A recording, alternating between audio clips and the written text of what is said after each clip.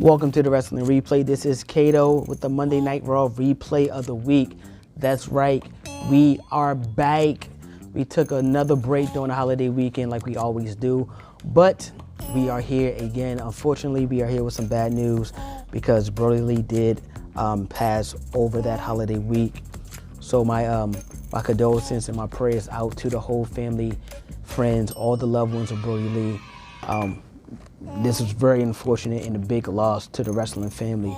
2020, man, I just cannot wait to get out of this year. But let's go ahead and move on with the Raw Replay of the Week. Now, we've seen Alexa Bliss yet again, making her Alexa's playground for the week number 2, second week in a row. And she actually challenged Randy Orton to come meet her in the ring on Monday Night Raw. So she challenged Randy Orton to come out there, and Randy Orton, of course, he came. He's not the type to back down from a challenge, but her challenge was a little bit off. She challenged Randy Orton to actually set her on fire the same way that he did the Fiend. Now, personally, I think it's too early to be even hinting at the Fiend making a return. I think the Fiend return should be at the Royal Rumble. Randy should be one of those last 5 guys in the ring. You know, the lights go out in the Fiend fashion. The Fiend comes inside the ring, actually put the mandible claw on Randy Orton, force him over the top rope, and that be it. That could be his return, so we can have a nice WrestleMania showdown between the two.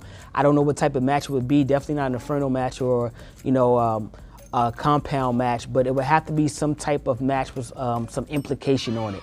I'm not sure which yet, but that's how I would have returned the Fiend. I would not have even hint at the Fiend returning, not until maybe a week or 2 outside of Royal Rumble. Now you can still show Alexa Bliss. Alexa Bliss can still have her playground, and she can still even have Randy Orton on the show from time to time. That's fine. But with the show ending like it did with Randy Orton in the ring with Alexa Bliss, the lights go out. He lights the match as if he's going to actually, set Alexa Bliss on fire, seeing as though that's the last piece of the Fiend. Nothing else is there to bring the Fiend back. He already destroyed the Firefly Funhouse, so the only thing that the Fiend has to come back to would be Alexa Bliss. If he returned, it would possibly be at her playground. So I think that they should have more so headed for this match to be later on, close to WrestleMania, or, some type of build-up for that time. Because you could easily have a playground match. I don't know. They can make something crazy up like that. But I don't like the fact that they headed for the Fiend coming back so early, after he just got set on fire. It was, 2 weeks ago? Like, it's too soon. Let the Fiend, lay low for a second. Let that build, continue to grow. And it's just going to make that pop much more bigger when he finally does decide to come back for Royal Rumble, WrestleMania, whenever he decides to return. Now, we did see that Keith Lee has gotten himself a WWE title shot against Drew McIntyre. The show opened up with Drew McIntyre and Sheamus actually inside the ring, and Keith Lee made his way down, and the winner of the Keith Lee and Sheamus match would actually be the one to go on and face Drew McIntyre. And I think this is going to be a good way to end off the year of 2020. It's going to be a good way to, a good competition for Drew McIntyre. Now, as we know, Keith Lee was one of the guys that was called back down to the Performance Center to, enhance his skills or tone his skills. I feel like it's more so toning it to the way that Vince McMahon wants to see his character. I don't necessarily think that he's saying that he's not a good wrestler or he's not great inside the ring. He just wants him to look a certain way, all right? So that's going to be interesting. I think this is the perfect time for the Hurt Business to actually go to Keith Lee maybe next week on Raw before the match and, try to get him inside the Hurt Business. How dominant would that be, having all the titles on Raw? How dominant would that be? And how cool would it be for Keith Lee to actually make a heel turn into 2020, world champion, the Hurt Business have all the titles? That would be awesome. That would be fire. I think that would be a really good way for Raw, WWE to end off their Raw for the year. Oh, no, to start the year. I'm sorry, to start the year. That would be a really cool way to start the year off. Now, we also had Grand Metalik. He managed to beat The Miz. Nice roller pin. I love roller pins. Well, sunset flip. Sorry. But he managed to beat The Miz. And I'm not sure exactly what that loss did to The Miz, but he did manage to get his Money in the Bank match briefcase contract back. So, hey, now we have a situation where The Miz is now back in play. That Money in the Bank is back in play.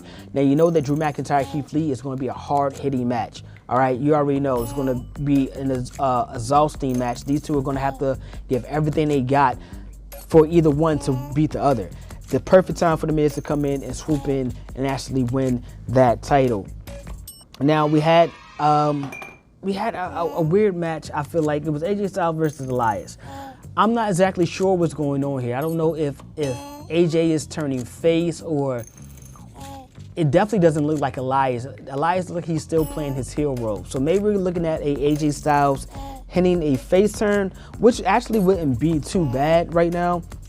I feel like with him having Omos as the bodyguard is actually kind of like making people actually like it. People actually want to see AJ Styles. So that should be pretty interesting going forward to see what they have in store for AJ Styles, which be fighting heels like Elias already. Maybe we can get a tag team match with Elias and Jackson versus AJ Styles and Omos. I really want to see Omos in the ring. I know they want to bring him back down to the Performance Center, but I want to see what he actually has, what he actually got in store. Now, we've seen Charlotte Flair defeat Nia Jax, but it was disqualification from interference from Shayna Baszler. And it appears that Nia Jax and Shayna actually do want to get these tag team titles back. So maybe they're going to make these two a legit tag team, and I can see them beating Charlotte Flair and Charlotte Flair and Asuka, and then Asuka and Charlotte actually getting each other faces because they're not a legit tag team either. And that could lead to Charlotte and Asuka going one-on-one for that Raw Women's title. We also got to see the Hurt Business defeat Jeff Hardy, Matt Riddle, and the New Day. Via submission, Bobby Lashley once again put that Hurt Lock on Hardy. He's been tapping Hardy out left and right. I mean, I don't know what this means for Hardy and Riddle, man. Like, are they going to ever be able to get over the hump? Because as long as Bobby Lashley or the Hurt Business is around, it seems like they cannot manage to put a win together. That may not be good news for these guys. And the New Day also lost again. This is another match that they lose to the Hurt Business. So what is this doing for the New Day stock as well? We'll have to wait to see exactly what that means going forward. Now, that was pretty much everything that happened on Monday Night Raw. Main thing being The Miz got his Money in the Bank match, and Keith Lee finally punched his ticket to that WWE title shot. That is going to be really, really big because I could definitely see Keith Lee as a WWE champion. I would love to see him turn heel and join the Hurt Business, and Hurt Business have all the gold on Raw. That would be amazing. Who would stop the Hurt Business if they added someone like Keith Lee? You got Bobby Lashley, you got the mouthpiece, MVP, you got the tag team champions. I don't know if you could even stop these guys if they did all manage to just link up together and form a big faction. Well, add a new member to the faction being Keith Lee. That would be pretty cool. Mustafa Ali, he's still trying to get Ricochet to join Retribution. Once again, Ricochet loses to another Retribution member, this time being Mustafa Ali. He actually managed to beat Ricochet via submission. So at this point, if I'm Mustafa Ali and every member of Retribution has beaten this guy, why do I want to add someone like that to my stable? Like, that doesn't make my stable any stronger at all. If I'm Ricochet, these guys are beating me week after week after week. I need a friend. Why isn't Ricochet going out to recruit people or try to find people to help him beat this Retribution stable that's going on, this team, this group? Why isn't he finding anyone else? You know, I think that would, really help Ricochet to get some allies going on. But nonetheless, I feel like Ricochet should actually move back down to NXT. I feel like a talent like his, they don't quite know exactly what to do with him on the Raw roster, and he's kind of in limbo. The same with Angel Garza. Yes, he's on the show. He's coming back. He's working his way back in. But I feel like they don't really have a place for him on the Raw roster. And that's okay. That's okay because it's a brand split. So you're only going to be able to do so much because you don't have all the talent that you usually have. What I think they actually should do is continue to form some legit tag teams and go ahead and, unify that tag team division. The same way the women's division is unified. Unify that tag team division, because when we actually look at it, there's only a few legit tag teams on Monday Night Raw, and there's only really a few legit tag teams on SmackDown. Now, if they form about maybe 2 or 3 more legit tag teams, that could be a fun division to watch if they only had one title to actually fight for, because then you can have the champions jumping from brand to brand, or tag teams jumping from brand to brand. That would be pretty fun to watch. But they haven't done that, so I don't know what's the plan with them moving forward. But nonetheless, that was your Monday Night Raw replay. I would love to know what you guys think about Keith Lee finally getting that WWE title shot that he so desperately wanted. What do you guys think about The Miz finally getting that money in the bank contract back? Do you think he'll cash it in? Or you think he'll hold on to it a little bit longer? I don't know. And what do you guys think about the Hurt Business? Would it be cool if they added Keith Lee to the Hurt Business? Would you like to see a heel Keith Lee? I think that's the type of dominant big man that this man wants to see. Remember that heel Mark Henry? That Hall of Pain Mark Henry.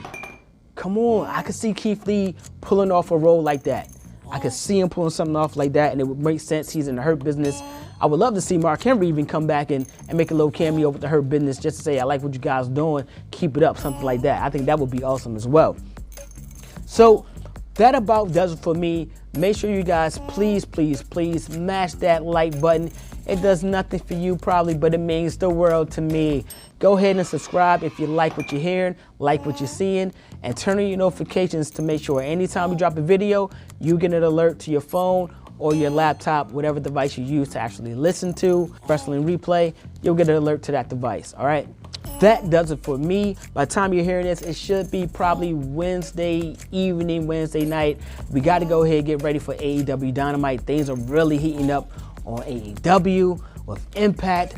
We're going to have SmackDown to end off the year. So, yes, get ready. And we do have the return of Let's Talk About It. Episode number 3, we will be talking about a lot. So, once again, I want to give my praise and condolences to Brody Lee's family, friends, all of his loved ones, all of his fans, man. You are truly going to be missed. And thank you for all the memories that you have left us with just from following his Instagram and seeing all the posts from other wrestlers. You can tell that he was a great man as well as a great wrestler. So I definitely want to send my condolences to his loved ones, all right? That about does it for me. I'm Kato. I'm signing out. Peace.